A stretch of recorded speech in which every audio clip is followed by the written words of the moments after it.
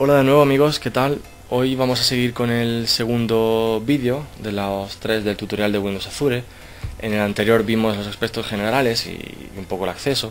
Disculpadme si no se escuchaba bien o alguna cosa metí un poco en la pata, pero bueno, es la primera vez que hago estos vídeos y espero que este salga un poquito mejor. En este segundo vamos a ver las máquinas virtuales, la configuración de puertos y alarmas. Vale, entonces vamos directamente a la plataforma y veremos más detalles aquí. En nuestro caso, como estamos viendo, ya tenemos dos máquinas virtuales creadas. Entonces, no importa, vamos a crearlas de nuevo para que veáis un poco el proceso. Se me olvidó comentaros en el último vídeo la ayuda que la tenemos aquí y sobre todo que puede ser que al entrar a la plataforma por primera vez la encontréis en inglés. Para cambiar esto solo tenéis que iros aquí y elegir idioma en el que estéis, si no se encontrase en el vuestro por defecto. Y por otra parte, en la parte del usuario tenemos ver mi factura, una parte de soporte técnico y un par de cositas más. Lo de mi factura es lo más interesante en el caso de que decidiésemos irnos a la versión de pago, porque sería la forma de controlar en tiempo real el gasto de nuestras máquinas, lo que están gastando y lo que luego al final de mes se nos va a computar a nosotros y se nos va a sacar de la cuenta, ¿vale? Pero bueno, eso ahora por lo pronto no nos interesa. Bueno, para empezar a crear las máquinas virtuales lo único que tenemos que hacer es irnos a nuevo, en el creador. Y entonces en proceso, máquina virtual, vemos que hay dos maneras de crearla: la creación rápida y de la galería. Con la creación rápida, como indica, es una forma muy sencilla de crear una máquina virtual y lanzarla de inmediato. Tan solo tenemos que indicar el nombre del DNS, la imagen de la cual copiar el sistema operativo, de las que tiene aquí, el tamaño de la máquina. Vemos que tenemos desde la A7, como la llaman ellos, con 8 núcleos y 56 GB de memoria, hasta la más sencilla, con núcleo compartido y casi 800 de memoria RAM. Luego tenemos lo de las capas, que bueno, eso lo veremos más adelante para qué sirven. En la cuenta de usuario, y es por lo que tenemos nosotros dos máquinas virtuales creadas, solo podemos tener dos núcleos. Solo podemos ejecutar dos núcleos en el total de las máquinas que tengamos, con lo cual podemos usar una gran máquina de dos núcleos y casi 4 GB de memoria, o dos máquinas, perdón, de un núcleo cada una, ya sean compartidos o propios. Con lo cual, bueno, como esto es una prueba y no nos va a dejar crearla, pero para que veáis el proceso, bueno, vamos a la más grande. Especificamos el nombre de usuario y la nueva contraseña. Esto está muy bien porque independientemente de la imagen que carguemos, Windows se encargará de configurar ese usuario con esa contraseña para que en cuanto esté la máquina virtual corriendo, con SSH nos podamos conectar y ahí acceder con ese nombre y esa contraseña. Y por último, elegimos la región o grupo de afinidad.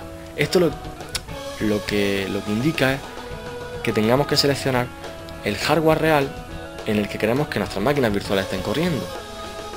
Los data centers de Windows se encuentran en distintas regiones y probablemente en ellas, depende de donde esté, el precio sea uno u otro. Habrá pocas diferencias, pero ni el costo de electricidad es el mismo, ni la legislación, ni muchos otros factores son los mismos. Por lo tanto, si estamos en Europa, lo más sencillo es ponerlo en Europa. Pero si por cualquier cosa nos interesa tener un despliegue muy grande y tener varias máquinas en distintos sitios, bueno, pues sería una consideración a tener en cuenta. Por ahora lo dejamos tal cual y simplemente le daríamos a crear máquina virtual. El proceso tardaría unos 5 o 6 minutos y al final tendremos nuestra máquina virtual como la que tenemos aquí. Pero el proceso más interesante es el de la galería, porque nos permite especificar mucho más los detalles de la máquina. Vamos a ver esto en cuanto cargue. Vale. Para empezar, tenemos un poco más detallado los sistemas operativos. Vemos que podemos elegir los de Microsoft, si nos deja. A veces se queda un poquito colgado. Vale, pues elegimos los de Microsoft o nos vamos a Ubuntu y podemos elegir los de Ubuntu. En nuestro caso siempre usamos Ubuntu Server por la comodidad y porque sabemos ya usarlo, estamos familiarizados con el sistema, pero da igual cualquiera que usemos. Lo interesante de esto es que podemos elegir mis imágenes. Es decir, yo puedo tener un Debian perfectamente configurado y una imagen a partir de él que me gusta, que sé cómo utilizarla, que tiene ya mis programas y mi software específicos y quiero lanzar mi máquina virtual con ese sistema operativo configurado.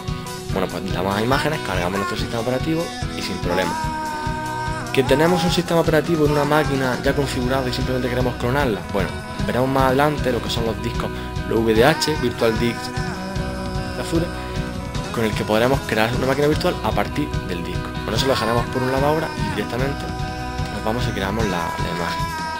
Aquí hacemos exactamente lo mismo de antes. Especificamos un nombre, por ejemplo, y seleccionamos la capa. La capa, en un principio y para un uso normal de una máquina virtual, nos da exactamente igual. Nos da exactamente igual porque no nos afecta nada para el comportamiento de una o varias máquinas.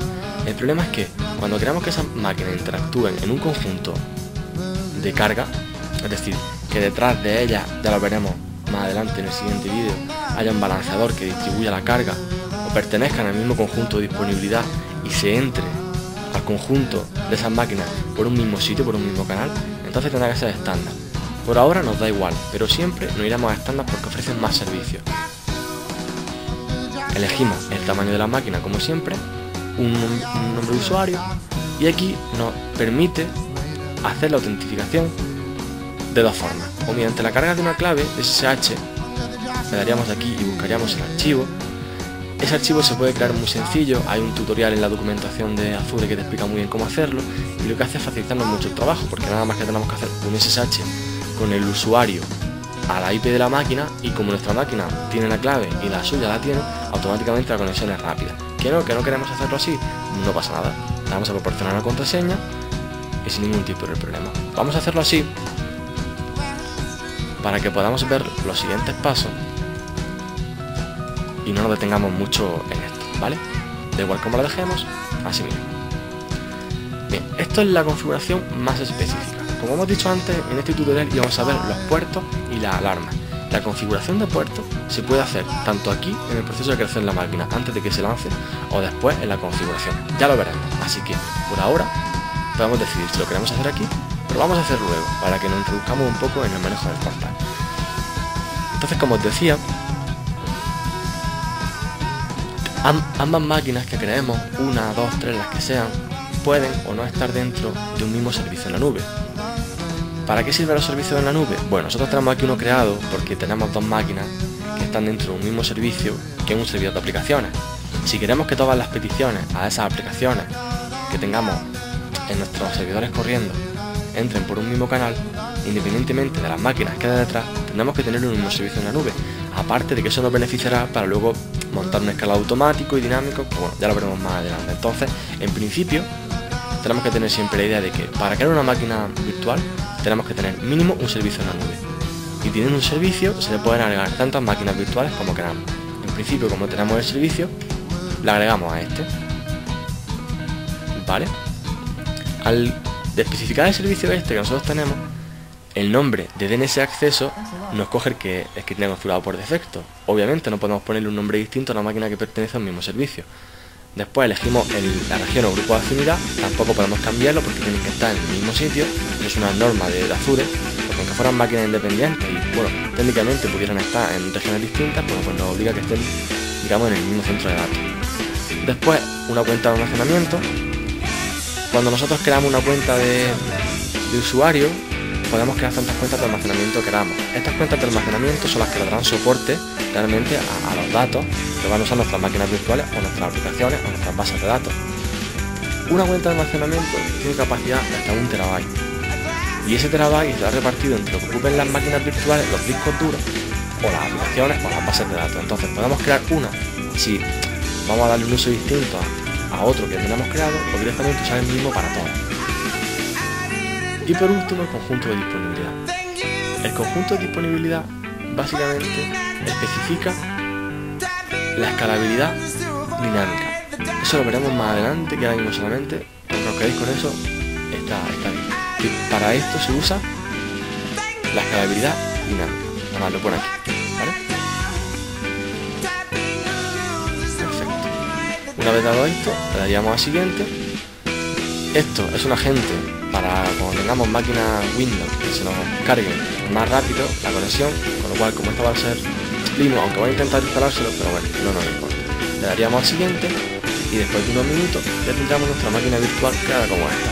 Empezaría lanzando, iniciando, aprovisionando, es cuando la que empieza a asociar a las cuentas de almacenamiento y al final ejecutando. Estas te van ejecutándose pues hará un mes o mes y medio, con lo cual no tiene ningún tipo de problema de caída ni nada, y aunque salgamos de la plataforma, las máquinas siempre van a seguir aquí. Cuando accedemos a la sección de máquinas virtuales de la plataforma, vemos que tiene tres partes interesantes: instancias, imágenes y discos. De distancias podemos aquí apagarlas, eliminarlas, en fin. varias acciones rápidas que siempre son interesantes. Luego en imágenes, ¿ves? Tenemos nuestras imágenes propias, que bueno, como no tenemos ninguna que dar, pues no aparece esto. Y en discos, lo mismo. Estos dos discos son los dos discos de las dos máquinas virtuales, con las permisos que tienen, con el sistema operativo que usan, con la ubicación, que son URL, la suscripción, que somos nuestra cuenta de usuario. Entonces, es como dije antes, si quisiéramos clonar una máquina virtual de una que tenemos creada con su configuración, imaginémonos que tenemos en esta máquina un servidor Apache corriendo con alguna página web y por lo que sea, quisiéramos hacer una copia de seguridad rápida, pues en vez de ponernos a volver a instalarlo todo y hacer la copia manual, podríamos clonarlo a través de su disco duro. ¿Vale? Esos son aspectos un poco más específicos y en la documentación la mayoría de las cosas vienen bien explicadas y algunas en español, con lo cual si quisiéramos aprender un poquito más de esto, más de documentación, leemos un poquito y en poco tiempo lo podríamos hacer. La curva de aprendizaje es bastante rápida. Volviendo a las instancias, que es lo más interesante, pues seleccionamos una mismo y esta es, digamos, ya la página principal de la máquina. Lo más interesante es el panel. En el panel se carga, vamos a ver. El panel siempre va a ser algo común en todas las partes de Windows Azure. Siempre nos ofrecerá una vista general del estado de la máquina, o del servicio, o de la red, de cualquier aspecto que estemos trabajando. En esta gráfica podemos añadir las métricas que queramos, podemos añadir el porcentaje, quitar esto, poner lo otro, es decir, lo que queramos. Un único inconveniente que tiene Windows Azure es que estas gráficas se actualizan con bastante lentitud. Eso nos podemos dar cuenta cuando hagamos un escalado dinámico o cuando hagamos algún cambio importante en las máquinas, que pueden perfectamente ser casi las 8 ahora mismo y la última medición ser de las 7 y 10. Con lo cual hay que tener en cuenta que la medición está muy bien, es muy gráfica y muy visual, pero a veces es un poco lenta. No sé si es por el tipo de cuenta o en fin, pero bueno, aún así es bastante potente. Esto es lo que os comentaba, aunque no lo especifica muy bien, pero esto es la máxima capacidad que tenemos nosotros por nuestro tipo de cuenta. Y como tenemos dos máquinas, aunque hayamos seleccionado una, nos dice que esta máquina está ocupando un núcleo y que la máxima capacidad de nuestro tipo de cuenta son 2 núcleos, por lo tanto están ocupados los dos.